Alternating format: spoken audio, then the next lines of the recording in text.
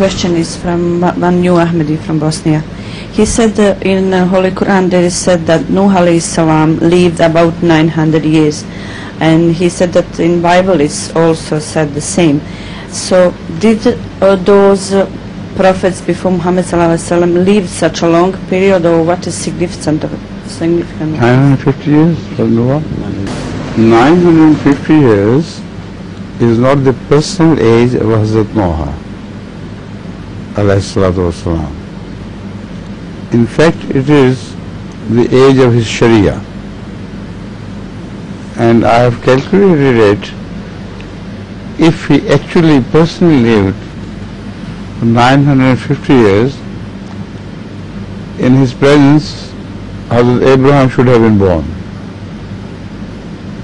Because his 950 years end up when Hazrat Abraham was 60 years old.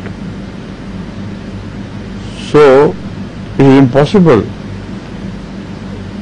that while Hazrat Noah lived, there was idolatry everywhere. What was the purpose of Abraham and that flood, if that is what he had to achieve? Leaving idolatry all through, except for Abraham. So this shows that it was his Sharia, which was 950 years, and Hazrat Abraham was given a Sharia of his own after 60 years. Until then he followed Hazrat Noah. That is why the Holy Quran says, "Min shiyatihi Ibrahim." Among his inna min shiyatihi la Ibrahim. Inna min shiyatihi la Ibrahim.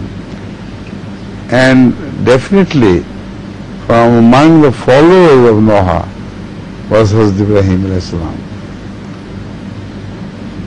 But we know that he ultimately became completely independent.